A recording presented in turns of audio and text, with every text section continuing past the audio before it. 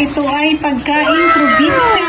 Ulam sa probinsya mga ka-promdi. Survival food namin ito sa probinsya.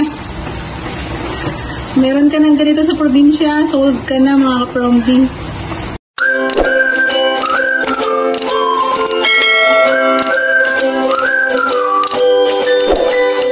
Hello mga ka-promdi. Tayo ngayon ay magluluto ng ito.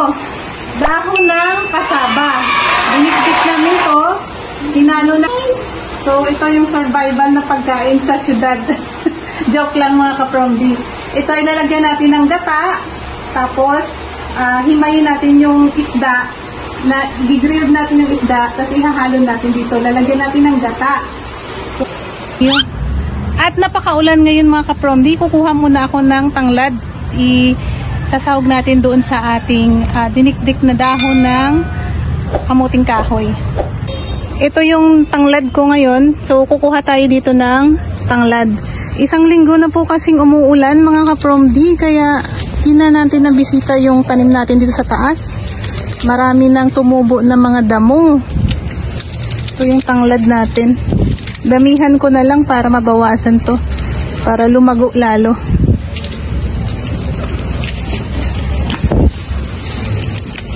Yan. So, tama na to. Ito, tama na to.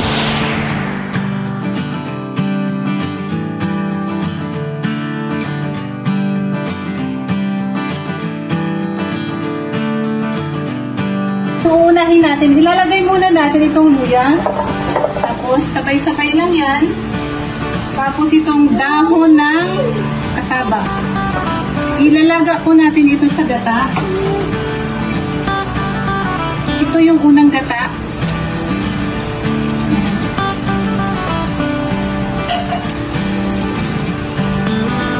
Tapos, lalagyan po natin mga ka-promdi ng asin.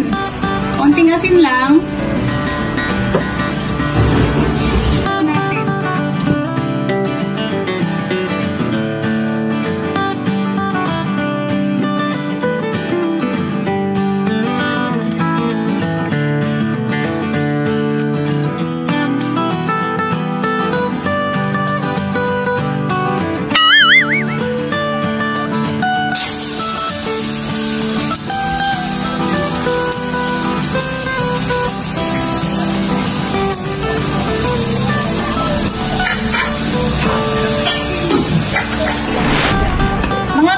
Ito po yung ating isda. So, hinimay-himay natin siya. Boneless na po yan. At ihahalo natin dito sa ating dinikdik na dahon ng kasaba. Ito po kasi ay Bisaya na ulam. Kung may mga taga-Bisaya dyan, mga ka-promdi, kung sino man nakaulam dito sa inyo, well, napakasarap din ito. Napakalasa po nito mga ka-promdi.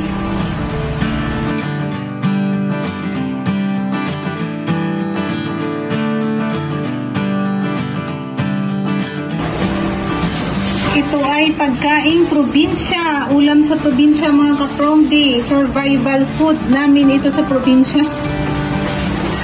Meron ka ng ganito sa probinsya, solve ka na mga ka-promdi. Nagdagdag po tayo ng gata mga ka-promdi. Mas maraming gata, mas marinamnam. Kaya antayin na lang natin ito na paigahan natin siya.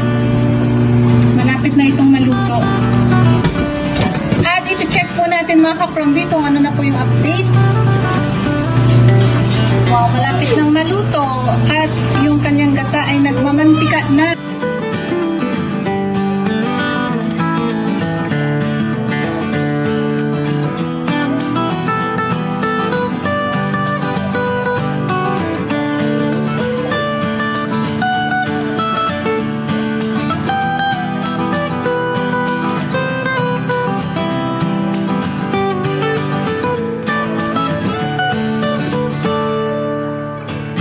Ayan na.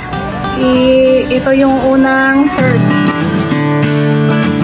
Kaya kukuha na tayo ng ito yung mga ka-promdi. So, siya yung unang magtitikim.